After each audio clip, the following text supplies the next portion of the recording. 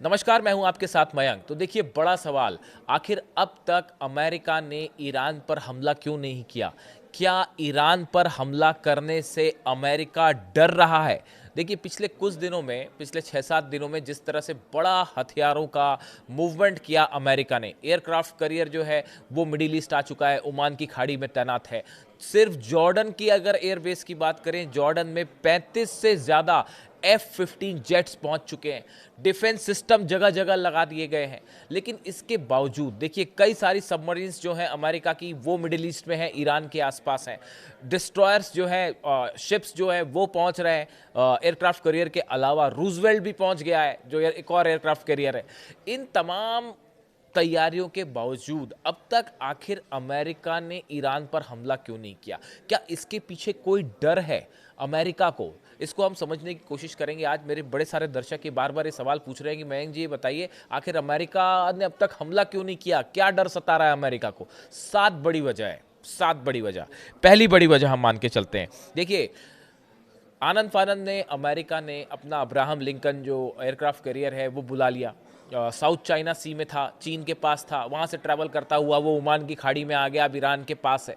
लेकिन आ तो गया है, लेकिन अब अमेरिका को ये डर भी सता रहा है, जो एक्सपर्ट्स बता रहे हैं, कि अगर ईरान की तरफ से या ईरान के सहयोगियों की तरफ से बड़ा मिसाइल अटैक होता है अब्राहम लिंकन पर, अगर मान लीजिए एक साथ खूब सारी बैलिस्टिक मिसाइल्स फायर कर दी गई अब्राहम लिंकन को टारगेट करते हुए, जैसे कि धमकी ऑलरेडी ईरान की तरफ से आ चुकी है। ईरान के सेना के अधिकारियों ने ये वार्निंग दे दी है साफ साफ अमेरिका को कि देखिए, आपका एयरक्राफ्ट कैरियर जो है हमारी मिसाइलों के निशाने पर है, और अगर जरा भी हम पर हमले की कोशिश हुई तो सबसे पहला निशाना आपका एयरक्राफ्ट कैरियर होगा, अब्राहम लिंकन होगा। इसको लेकर बताया जाता है कि 100 से ज़्यादा, मैं पिछले वीडियो में भी बता चुका हूं आपको, 100 से ज़्यादा मिसाइल्स सिर्फ अब्राहम लिंकन को टारगेट करके तैनात कर दी गई।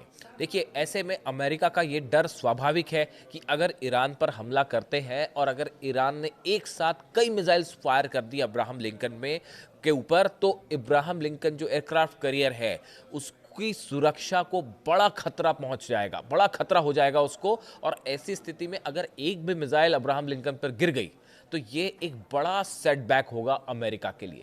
इसीलिए इस ओमान की खाड़ी में अपने एयरक्राफ्ट कैरियर की सुरक्षा एक बड़ा चैलेंज है अमेरिका के लिए। बात नंबर 1। बात नंबर 2, अब ये मान के चल रहा है अमेरिका, जैसा कि डिफेंस एक्सपर्ट्स बताते हैं, अब ये अमेरिका मान के चल रहा है कि रशिया ने अपना S-400 एयर डिफेंस सिस्टम जो है वो ईरान को दे दिया है।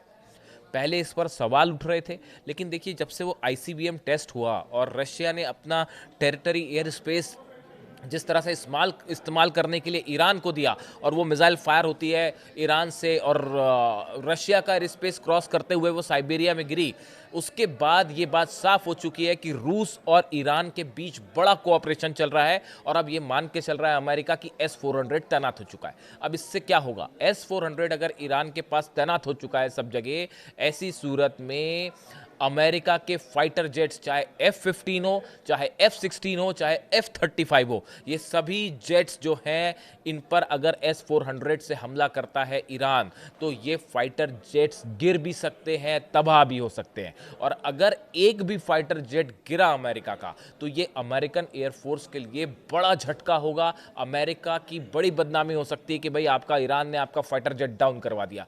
ये एक बड़ी बड़ी चुनौती है, जिसकी वजह से अमेरिका ने आनंद फानंद में कोई अटैक नहीं किया है। अपनी सेना तो बुला ली, अपने हथियार तो बुला लिए, लेकिन अभी तक यही रणनीति बन रही है कि भाई, हमला कैसे किया जाए। बात नंबर 2।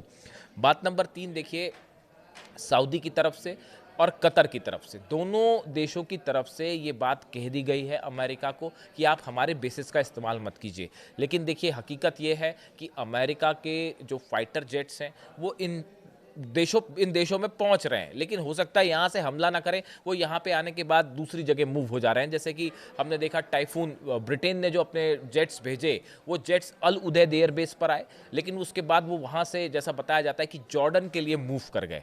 यानी ये दोनों देश जो हैं, कई अरब देश ऐसे हैं जो ये नहीं चाहते कि भाई ईरान की मिसाइल हम पर गिर जाए, ये एक बड़ी वजह है। तो ऐसी सूरत में वो ये दिखाना चाहते हैं कि भाई हम अमेरिका की हमने जो है वो हमले में मदद नहीं की और हमने अपना एयर स्पेस या अपने बेस का इस्तेमाल नहीं करने दिया। ऐसी सूरत में बिना सऊदी के, बिना कतर के, कुछ ऐसे जो देश है इनकी मदद के लंबा लड़ाई करना अमेरिका के लिए बहुत बड़ी चुनौती है।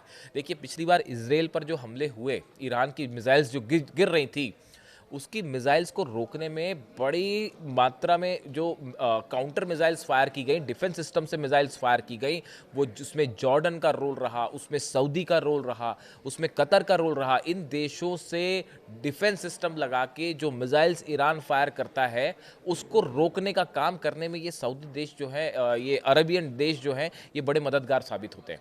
अगर इनका इस्तेमाल ना हो तो अमेरिका के लिए वॉर को लंबा चलाना मुश्किल होगा। ये तीसरी बड़ी वजह है जो एक्सपर्ट्स मान रहे हैं जिसकी वजह से अभी तक अमेरिका ने हमला नहीं किया ईरान पे। हम चौथी बड़ी वजह मानते हैं, ये जो बताता हूं मैं आपको, ये आप सब जान ही रहे हैं कि इसराइल का डिफेंस सिस्टम जो है, उसके जो डिफेंस सिस्टम है वो पिछले 12 दिन की जंग के बाद अपने सबसे वीक स्तर पे, सबसे कमज़ोर स्तर पर है। चाहे आप आयरन डोम की बात कर लीजिए, चाहे आप एरो की बात कर लीजिए, चाहे थार्ड की बात कर लीजिए। देखिए थार्ड की तो नई मिसाइल्स अभी आप पहुंचनी शुरू हो गई हैं, अभी भी आ ही रही हैं, तैनात ही हो रही हैं। लेकिन इसराइल का डिफेंस सिस्टम पिछले कुछ सालों के मुकाबले सबसे ज़्यादा कमज़ोर स्तर पर है। इसीलिए हमले को लेकर इसराइल में भी जो इसराइल की सेना है, इसराइल की एयरफोर्स है, वो उतना ज़्यादा उत्सुक नहीं है और थोड़ा सा डिफेंसिव होकर चल रही है कि भाई कहीं हम पे अगर बड़ा मिसाइल, और जो होना तय है वो होना तय है। अगर आपने ईरान पर एक भी हमला किया उसका नतीजा होगा एक साथ जो है, हो सकता है इस बार तो 600-700 मिसाइल्स एक साथ फायर हो जाए इसराइल पर। क्या इसराइल का डिफेंस सिस्टम इसको रोक पाएगा? ये अपने आप में एक बड़ा सवाल है। ये चौथी वजह जिसके कारण अभी तक अमेरिका ने हमला नहीं किया। पांचवी बड़ी वजह देखिए, ईरान ने आईसीबीएम टेस्ट के जो दावे किए हैं, ये अपने आप में एक बहुत बड़ा डेवलपमेंट है। अगर ईरान के पास ऐसी मिसाइल है जैसा कि दावे हो रहे हैं और जो टेस्ट किया उसने, और करीब 7000 किलोमीटर उस आईसीबीएम ने ईरान की जो है वो ट्रैवल करते हुए सटीक निशाने पे गिरी, वो साइबेरिया में, मतलब वो एयर स्पेस रूस का क्रॉस करते हुए निशाने पे गिरी है। ऐसी सूरत में अगर ईरान के पास 7000 किलोमीटर की रेंज की मिसाइल्स है तो आप ये बात समझिए, ये यूरोप के लिए और कई देशों के लिए बड़ी चुनौती। और कहा तो ये भी जा रहा है कि 10,000 किलोमीटर से ज़्यादा है, यानी अमेरिका भी रेंज में है। अब आप समझिए इस बात को, अगर कभी ईरान ने आईसीबीएम अटैक किया तो वो एक मिसाइल फायर नहीं होगी, वो एक साथ कई आईसीबीएम्स फायर होंगी। ये स्ट्रैटेजी है ईरान की, और ये स्ट्रैटेजी होती ही है कि वो ऐसा नहीं होगा कि एक आईसीबीएम चली और उसको अमेरिका ने रोक दिया। एक साथ कई आईसीबीएम मिसाइल्स फायर कर सकता है ईरान, और उस सूरत हाल में एक बड़ी चुनौती होगा। इंटरकॉन्टिनेंटल बैलिस्टिक मिसाइल्स को रोकना एक बड़ी चुनौती है। अमेरिका के पास सिस्टम है उसे रोकने का, इसमें कोई शक नहीं है, लेकिन ईरान की मिसाइल्स भी बेहद खतरनाक है, ये सब पूरी दुनिया जानती है। और जब एक बार आईसीबीएम फायर हो जाती है तो जब तक वो रुक ना जाए तब तक कोई गारंटी नहीं होती, बड़े से बड़ा डिफेंस सिस्टम को भी वो फेल कर सकती है। और हमने देखा जिस तरह से इसराइल पर मिसाइल्स गिर रही थी ईरान की, वो तस्वीरें आपने देखी होगी, उनकी स्पीड जो थी, जो आखिरी के दिनों में सेजेल, खुर्रमशहर और फतेह 2 मिसाइल्स गिरी, आखिरी के 4 दिनों में उनकी गति देखिए आप, वो तो विजुअल्स हैं, आप उन विजुअल्स को देखिए कितनी स्पीड से गिर रही थी वो। तो उसको रोकना जो है हमेशा एक बड़ा चैलेंज रहेगा। यही वजह है कि अभी तक अमेरिका ने ईरान पर फौरी तौर पर हमला नहीं किया। इसके अलावा एक बड़ा चैलेंज ये भी होगा कि अगर ईरान पर हमला होता है तो उसके जितने सहयोगी हैं वो खुला ऐलान जंग कर देंगे अमेरिका और इसराइल के खिलाफ। और सबसे बड़ी चुनौती होगी हुतीस से। लाल सागर में, रेड सी में हुतीस के मिसाइल्स, हुतीस के जो शिप अटैक्स होंगे, वो इंटरनेशनल ट्रेड के लिए, अमेरिका के लिए, यूरोप के लिए, इसराइल के लिए एक बड़ी चुनौती होंगे। देखिए हुतीस को एकदम से टारगेट करके ख़त्म करना आसान नहीं है, क्योंकि वो कई एरियाज़ में फैले हुए हैं, इसलिए उनके खिलाफ एयर स्ट्राइक कभी सफल नहीं हो पाती। एक बार में उन्हें ख़त्म नहीं किया जा सकता। और उनके पास जो है बैलिस्टिक मिसाइल्स हैं, हाइपरसोनिक मिसाइल्स हैं, वो हमने देखा जब वो इसराइल पर गिर जाती है 2000 किलोमीटर का डिस्टेंस ट्रैवल करते हुए यमन से आके, तो रेड सी में तो और भी घातक होगा। यानी ट्रेड के लिहाज से एक बड़ी चुनौती हुतीस भी पैदा करेंगे और हिजबुल्ला भी पैदा करेगा लेबनान से। तो ये तमाम इसके काउंटर अटैक्स को भी अच्छे से काउंट किया जा रहा है कि भाई इसका नतीजा क्या होगा। और देखिए सातवीं बड़ी वजह और सबसे बड़ी वजह, बताया ये जा रहा है कि अमेरिका और इसराइल के कुछ एक्सपर्ट्स ने ट्रंप एडमिनिस्ट्रेशन को ये सलाह दी है कि देखिए अगर आप हमला करते भी हैं तो भी अली खामनेई साहब को सत्ता से हटाना नामुमकिन है। उनको सत्ता से हटाने की जो कोशिश थी, जो ये प्रदर्शन हो रहे थे, जैसा कि ईरान ने आरोप लगाया कि इजराइल की तरफ से फंडिंग हो रही है, अमेरिका की तरफ से फंडिंग हो रही है, विदेशी ताकतें इसको फंड कर रही हैं, इन सब कोशिशों के बावजूद अली खामनेई साहब को सत्ता से हटाने का जो षड्यंत्र था, जो प्लान था, वो पूरी तरह से फेल हो गया है। और अगर आप हमला करते हैं, कई सारे एक्सपर्ट्स का ये मानना है, तो उसके बाद भी आप वहाँ पे सत्ता रिजीम चेंज नहीं कर पाएंगे और ऐसे में अमेरिका के हमले का मेन मकसद जो है वही फेल हो जाएगा। ये बड़ी 7 वजह हैं जिसको लेकर अब तक आप देखिए इतनी बड़ी संख्या में इराक वॉर के बाद और अफगानिस्तान वॉर के बाद इतनी बड़ी संख्या में सेना का मूवमेंट हुआ है। 50,000 से ज़्यादा नए सोल्जर्स भेजे गए हैं, एयरक्राफ्ट कैरियर आ गए हैं, डिस्ट्रॉयर्स पहुंच चुके हैं, सबमरीन्स पहुंच चुके हैं, फाइटर जेट्स पहुंच चुके हैं। लेकिन उसके बाद भी अभी तक अमेरिका ने हमला क्यों नहीं किया? कोई दूसरा देश होता तो अब तक कर चुका होता। लेकिन ईरान है सामने, वेनेजुएला समझने की कोशिश करना भारी पड़ सकता है अमेरिका को। इसी वजह से ये बड़े 7-8 रीजंस हैं जिसकी वजह से अमेरिका फूक फूक कर कदम रख रहा है। और हो ये रहा है कि एयरक्राफ्ट कैरियर तो बुला लिया, लेकिन अब ये नहीं समझ में आ रहा कि भाई किया क्या जाए, हमला कैसे किया जाए, कहीं मामला उल्टा ना पड़ जाए। और अगर हमला करते हैं उसके बाद जितने अरब देश हैं सब पर अगर मिसाइल्स बरस गई।